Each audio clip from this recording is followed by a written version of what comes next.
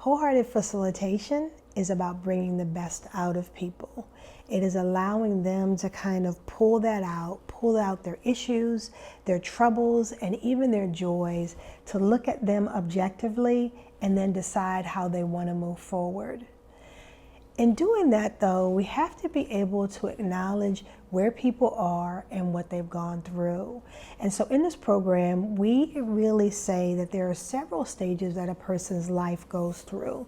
When we're young and we're optimistic, we think about living just these wholehearted lives, living intentionally, fearlessly, and expectantly. We can take over the world and do the best with what we're given. But what I find is, even though we have that aspiration, at some point we all hit a wall. Those walls are caused by the situations that we find ourselves in, and often by the holes that appear in our heart as a result of any change or loss that we experience. Most people think of change and loss as death because someone physically dies, and I do think that creates holes in our hearts, but also other kinds of changes, both good and bad.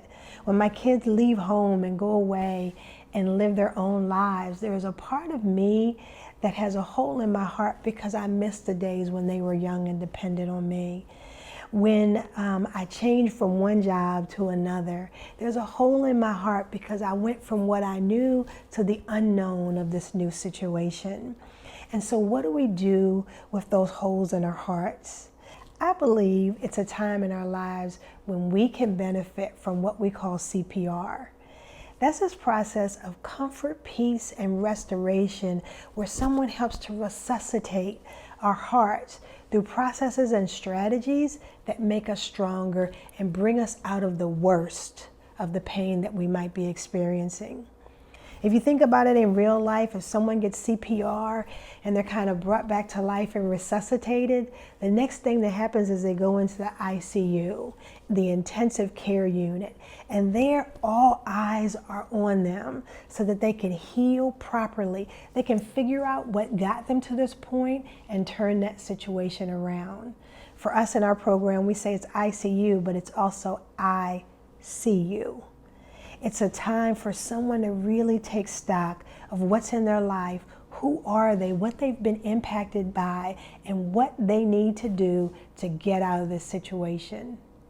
And then the next stage we call the ROC, which stands for recuperation and ongoing care. Because once I get out of that ICU unit, I have to find skills and strategies that are going to keep me from going back. I have to find a way to live effectively. That's a healthy lifestyle that will take me not just from where I came from, but to the next level.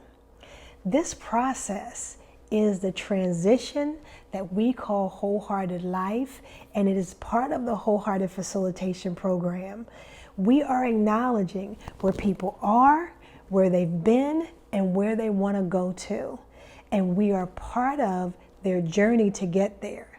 We don't do this, though, by telling them what to do and how to do it. That doesn't make sense for us. Instead, what we do is we let people figure out their own lessons, their own ahas, and their own desires so that they can figure out the formula for their own success. It is such a privilege to walk beside people. The one that came in whose heart was just broken from the situations of life, and they realized that although they were bent, they can still keep going, that although they felt like they didn't have enough, that they were actually given more than enough. So the beauty is we will walk people through a process where they can see these different phases and stages of life. And when we teach them CPR, ICU, and recuperation and ongoing care, or ROC, what ends up happening is they become more self-aware, and that self-awareness leads to self-empowerment. But there's another piece to this process.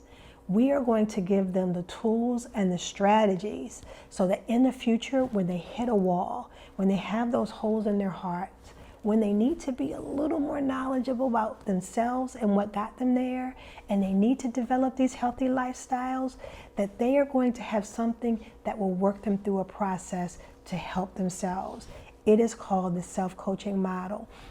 That self-coaching model is the game changer. And during this wholehearted facilitation process, you're going to learn to apply that model, the strategies and the techniques to your own life, and then leverage that so that you can teach others to use it.